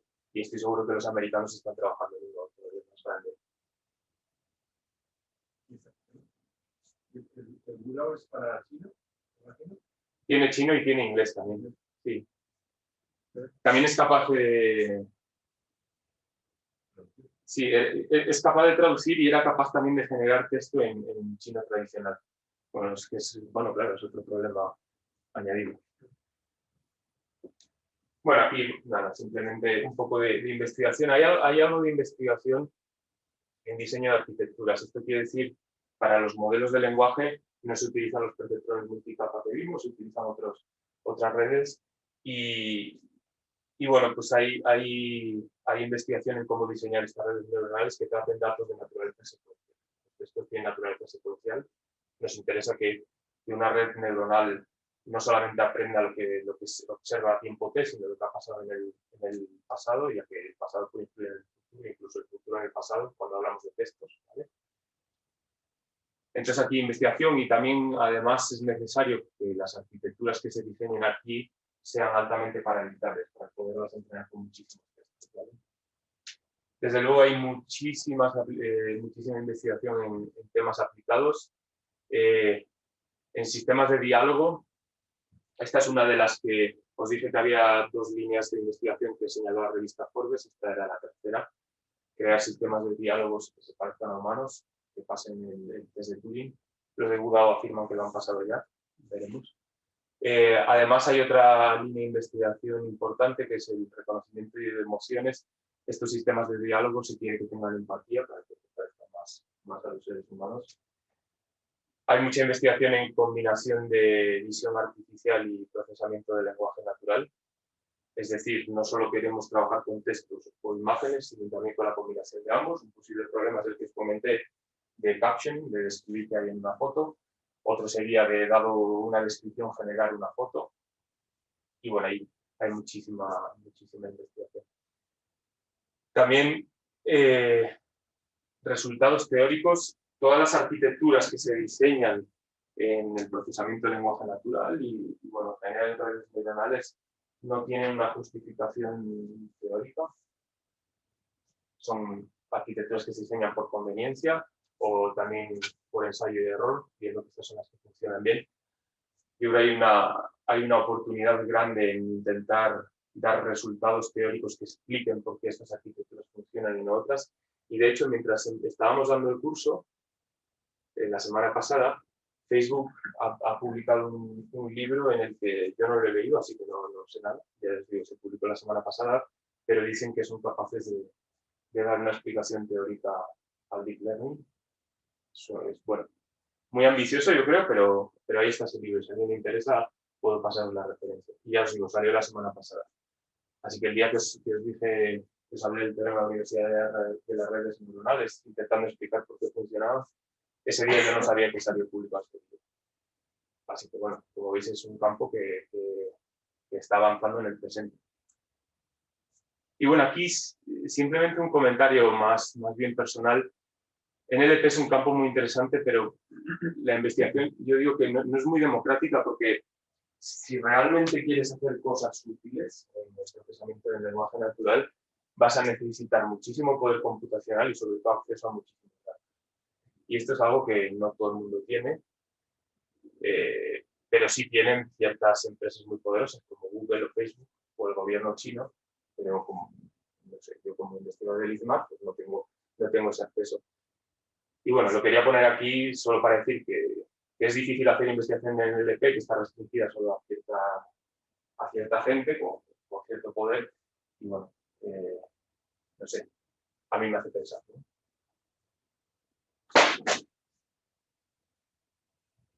Aprendizaje por refuerzo era otra de estas líneas que señala Forbes como tendencias de investigación en Machine Learning en el 2020. De acuerdo con mucha gente, y como ya mencionó David el otro día, esta es quizás la línea a seguir si queremos llevar a una inteligencia artificial general, ¿vale? Que es la que pensamos cuando vemos películas de ciencia ficción. Aquí hay mucha investigación, en concreto señalar, y yo creo que es importante, la investigación en aprendizaje por refuerzo multiagente, es decir, tenemos varios agentes que cooperan entre sí o compiten entre sí y tienen que aprender un objetivo Esta investigación yo creo que tiene mucho interés para gente de matemáticas porque es muy transversal. Aquí convergen muchas áreas de las matemáticas. Tenemos programación dinámica, por ejemplo, tenemos los procesos de decisión de Markov, de los que hablábamos, pero aquí entran también teoría de juegos para modelizar cómo interactúan los agentes, para modelizar el conflicto entre los agentes. No sé, y es un área muy poco explorada, entonces yo creo que aquí puede haber oportunidades. Y después también, desde luego, muchas aplicaciones del aprendizaje por refuerzo. Hasta ahora, las aplicaciones principales del aprendizaje por refuerzo se han dado en campos en los que hay posibilidad de tener muchos datos simulados, por ejemplo, en juegos como el ajedrez o el Go, o en robótica, donde podemos simular muchos datos. No hay tantas aplicaciones en campos más comerciales. Y bueno, yo creo que ahí pues, puede haber aplicaciones o investigación en aplicaciones de uso de reinforcement learning en temas de finanzas. Bueno, es un área abierta. Aquí os pongo una foto para que veáis que cada vez se está utilizando más. Este es un coche que diseñó, no sé si Google, creo, y es un coche autónomo que aprende a conducir con aprendizaje por refuerzo. Hay un vídeo. Básicamente empieza a conducir de manera aleatoria. Cuando se aproxima al borde, la persona que está montada le dice no, y le gira el volante y hace que siga por el vial. Entonces, la distancia que ha recorrido hasta que le han corregido se puede interpretar como el reward, como el premio que recibe el coche, y el coche va sucesivamente a base de ese input, de ese reward, aprendiendo a conducir. Y bueno, es un entorno simulado, pero como veis, al cabo de 2 horas o 3 es capaz de conducir por sí mismo en la carretera. No sé, es un vídeo bastante impresionante, lo podéis estar viendo. Vale, interpretabilidad y explicabilidad es otro campo muy activo de investigación. Los algoritmos black box, que denominamos los algoritmos que nos vomitan predicciones, pero que no nos explican por qué se están haciendo predicciones, como pueden ser las redes neuronales, no se pueden aplicar siempre. Sobre todo hay muchas áreas en las que, por temas regulatorios, estos algoritmos no se pueden aplicar. Por ejemplo, en banca, en general, hay muchos modelos de, por ejemplo, credit scoring, que van a predecir la probabilidad de que tú devuelvas un crédito o no. Y como estos modelos pueden tener sesgos, no permiten aplicarlos. Entonces, hace falta algoritmos que nos digan no solamente las predicciones, sino por qué toman esas decisiones, por qué hacen esas predicciones. Y aquí hay 2 campos de investigación fundamentales. Bueno, hay 2 conceptos fundamentales. Uno es la interpretabilidad, que lo que se pretende es utilizar algoritmos que sean interpretables per se. Por ejemplo, si pensamos en una regresión lineal, es un algoritmo interpretable. A mí me va a dar una serie de pesos con las que mide la importancia de cada una de las variables y me va a decir, por ejemplo, si yo mantengo el resto de variables constantes y muevo esta variable una unidad, sé cuánto va a cambiar la respuesta, es interpretable. Y hay otra área que se llama la explicabilidad, que lo que intenta es seguir utilizando los algoritmos black box, pero elaborar explicaciones de estos algoritmos a posteriori. Y esta es un área muy activa, aunque bueno, hay mucha gente que está un poco en contra de esta línea, porque es importante señalar que si tú generas explicaciones de un algoritmo black box, estás explicando un modelo, pero no necesariamente estás explicando la realidad. ¿Vale? Y bueno, aquí tenéis un artículo de Cynthia Rubin, que es una profesora de Duke, que la verdad es que es una lectura muy sencilla y hace una crítica a los black box y además pone de relieve la importancia de tener algoritmos interpretables en aplicaciones. Vale. Y bueno, la interpretabilidad va muy de la mano a la presencia de sesgos en el aprendizaje automático, en Machine Learning, que se ha visto. Este es un ejemplo. Bueno, en general, si los datos están sesgados, y muchas veces los datos que utilizamos para entrenar están sesgados, si utilizáis datos de Twitter para entrenar, pues claramente la gente tenemos sesgos. Y si esos sesgos se transfieren a los datos, es muy fácil que acaben también en los algoritmos. Este es un algoritmo que utiliza la justicia estadounidense en ciertos estados, no en todos, para predecir la probabilidad de reincidencia de un preso, si se le da la condicional, si se le da la libertad condicional. Y bueno, se ha demostrado, se empezó sospechando y ahora ya está bastante demostrado que este algoritmo tenía ciertos sesgos raciales, tendía tendía a decir que las personas de color tenían más riesgo de reincidencia solo por ser personas de color que las personas de raza blanca. Y bueno, fue bastante controvertido el hecho de que este algoritmo fuese un black box. Hizo que no se pudiese detectar este sesgo directamente, sino que hubo que esperar hasta que ya mucha gente pues, recibió un riesgo alto de reincidencia y ya se dio una tendencia clara en contra de las personas de color. En concreto, si no recuerdo mal, algo que decía es no se está usando explícitamente la variable raza, porque eso no está permitido por legislación, pero se utilizaba el número de veces que han sido detenidos por la policía. Y en concreto, las personas de color siempre han tenido más encontronazos con la policía en Estados Unidos, porque también parece ser que la policía tiene hay más presencia policial en barrios donde viven afroamericanos y la policía en general tiene tendencia más a arrestar gente de color.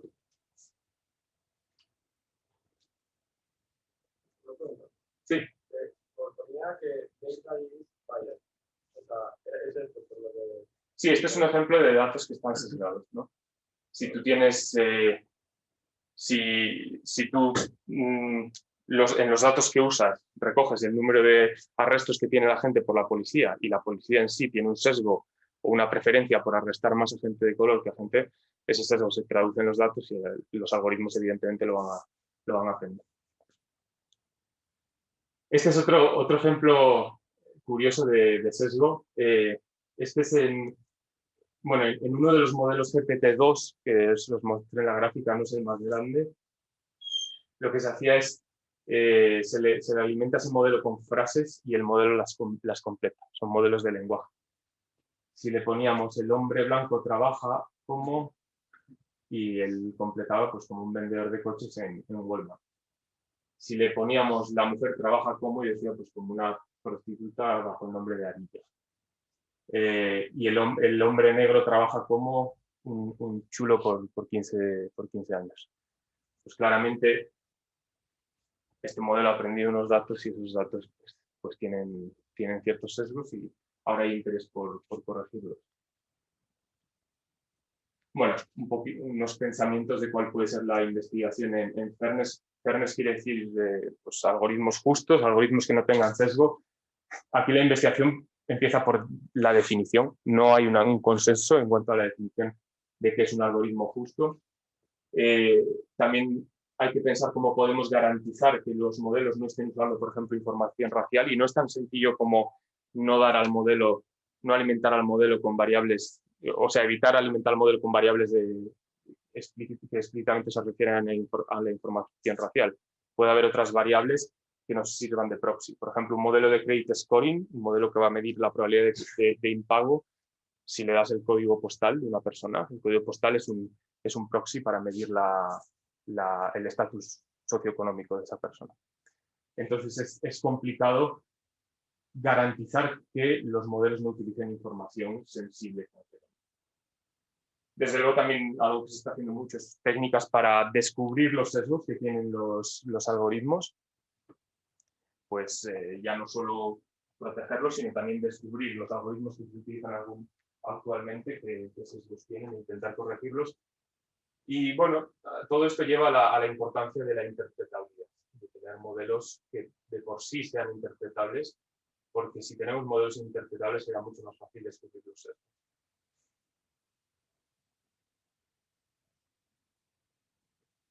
Vale. La siguiente área que a mí me parece importante sería la inferencia causal, de la que hemos comentado ya algo brevemente. Hasta ahora siempre hemos dicho que los datos nos van a dar asociaciones entre variables, solo asociaciones. Pero si nosotros queremos hacer ciencia, que es lo que queremos, necesitamos además de asociaciones causalidad. Y las asociaciones, como bien sabéis, no implican causalidad. Aquí os pongo un ejemplo.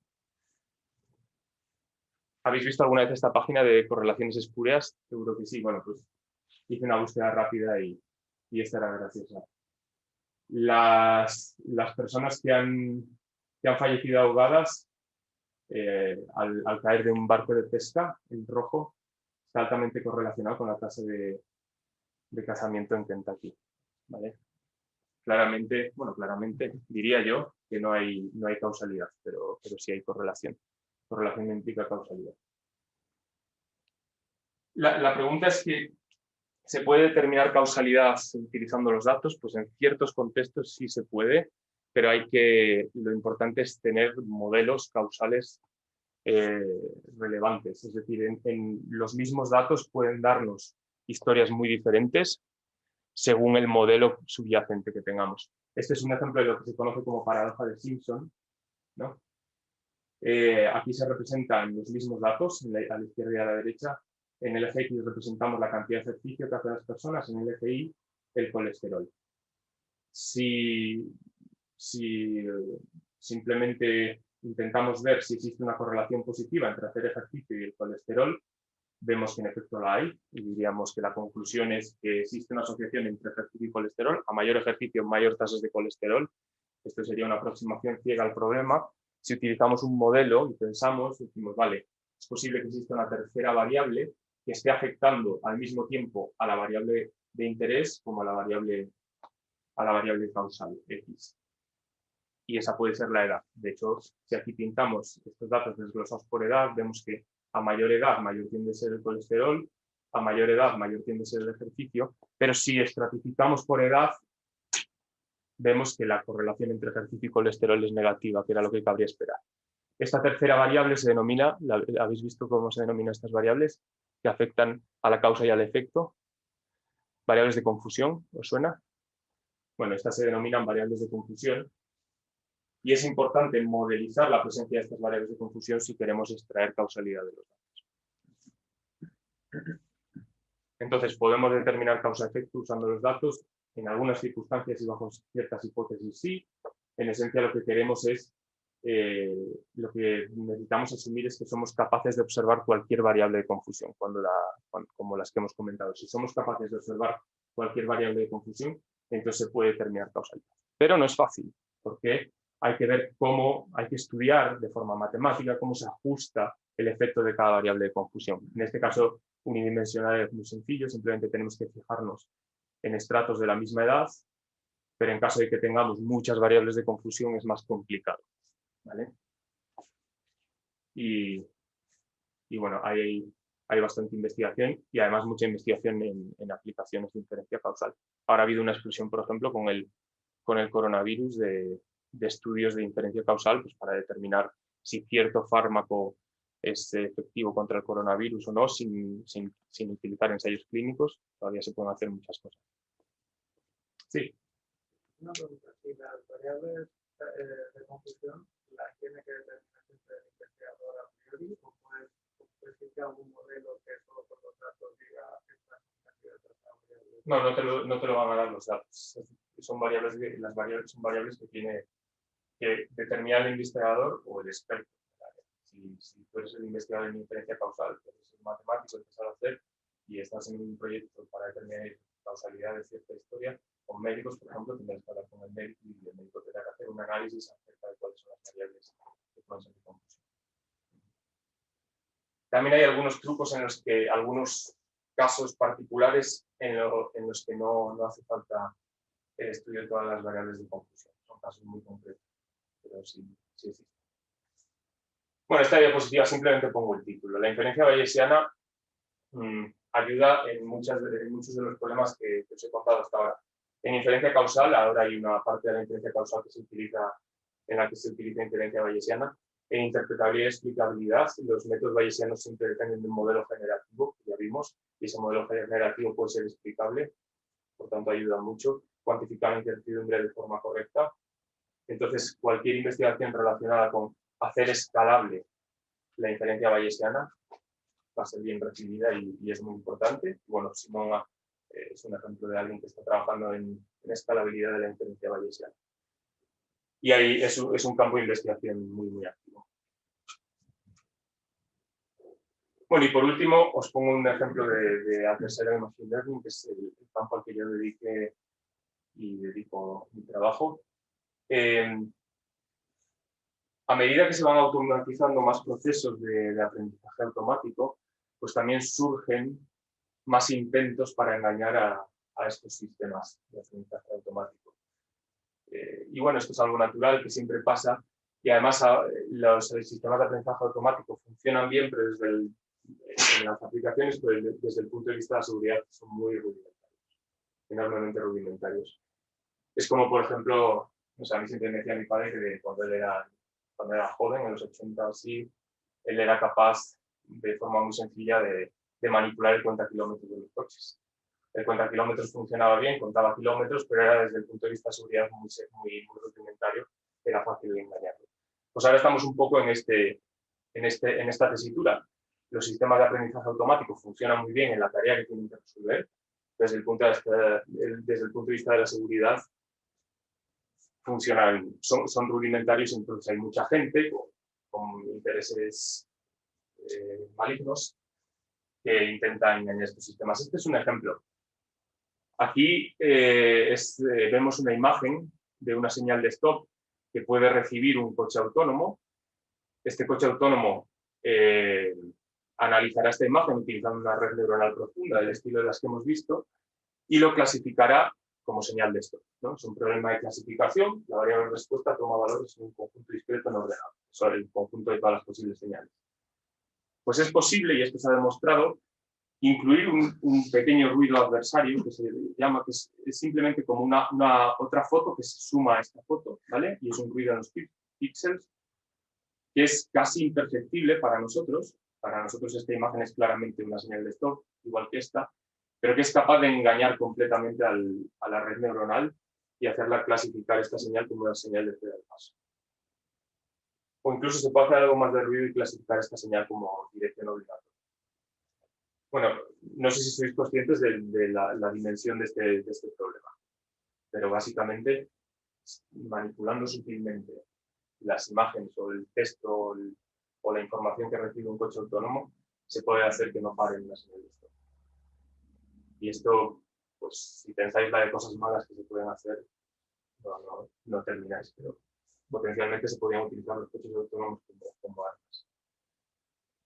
Entonces, es un campo de investigación muy importante. El resumen en una frase de lo que se pretende es crear algoritmos de aprendizaje automático que sean robustos frente a ataques adversarios. Los ataques son estas manipulaciones de datos que hemos visto. Y una vez más es un campo muy multidisciplinar. Hay muchas matemáticas aquí. Por un lado está inferencia estadística, machine learning. Son conceptos que hay que dominar para trabajar en este campo. Pero por otro lado también volvemos a la teoría de juegos, porque la idea fundamental en la que se ha trabajado hasta ahora es formalizar la confrontación entre un algoritmo y un adversario que intenta engañarlo como un juego, porque en el sentido de teoría de juegos, bueno, sé que no habéis visto teoría de juegos la mayoría, pero es un marco matemático para modelizar conflictos o confrontaciones entre personas en las que las decisiones de cada persona afectan al resto, ¿vale? Se puede calcular equilibrios de Nash de estos juegos que resultan aquí, usarlos como soluciones robustas, aunque bueno, esto tiene ciertos problemas, porque para calcular equilibrios de Nash es necesario asumir que todas las partes involucradas en el juego se conocen mutuamente a la perfección, que todas son conscientes de esto. Esto no se cumple en la mayoría de casos, entonces hay investigación en ampliar esto a juegos bayesianos, que son juegos bayesianos en los que no se asume información completa, o utilizando el análisis de riesgos adversarios, de lo que David os puede hablar una tarde, si queréis. Y bueno, ya os digo, es una investigación muy abierta que está sucediendo ahora mismo. Y ya para acabar os pongo esta ilustración. Hemos hablado todo el curso de aplicaciones un poco para hacer el bien, y ya solo en estas dos últimas diapositivas os he puesto un poco de ejemplos en los que se puede hacer el mal y bueno, es tremendo un poco imaginar la cantidad de cosas terribles que se pueden hacer con estas tecnologías que se están creando y que están avanzando ahora de forma tremenda. En concreto, no sé si habéis visto el documental del gran hackeo, el escándalo de Cambridge Analytica, ¿os suena? Bueno, pues trata sobre eso, es muy recomendable. Se explica cómo básicamente se manipuló a la gente en las elecciones presidenciales de Trump del 16.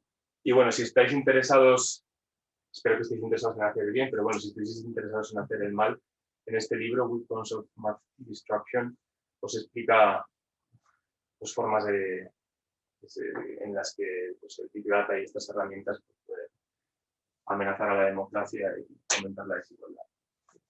Y estas son un poco las aplicaciones que os quería comentar. Sí. Yo tengo una duda final también, bueno, hablando de la parte física, tipo, hay como desarrollos también de machine learning para ordenadores cuánticos y cómo está tipo el tema. Bueno, hay un campo de investigación que se llama Quantum Machine Learning. Yo personalmente no sé nada de ese campo. Sé que hay gente con mucho interés, sin saber mucho, así que no me lo tomes muy en cuenta. Como un espectador me parece que todavía no está en un limbo muy teórico, no está preparado para las aplicaciones, pero sí hay investigación. De hecho, creo que hay gente del IFT que está empezando a mostrar interés. Del Instituto de Y del Instituto de Física Fundamental.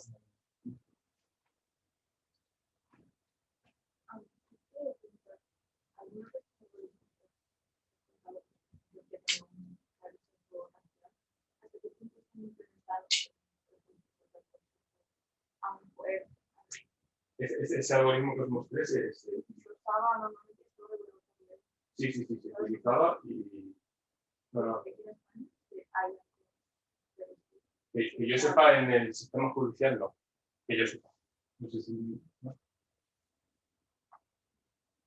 Pero sí, en los bancos, las aseguradoras, sí. A la hora de darte un crédito, va a calcular tu score, la probabilidad de que puedas hacer un pago, y esos algoritmos muchas veces están sesgados de forma que muchas veces van a desfavorecer a individuos.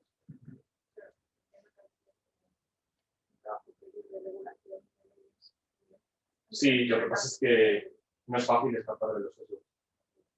No, y de hecho en esos modelos solamente se pueden utilizar modelos muy sencillos, tipo regresiones logísticas. Se tienen problemas de clasificación para predecir si va a haber un pago o no de un crédito y no se pueden utilizar modelos mecánicos. Y la regulación solamente de cualquier. Sí, hay que creer, sí. No obstante, ya digo, es difícil escapar de los sesgos. Por ejemplo, esa información del código postal que está incluido. Creo que ahora ya cosas.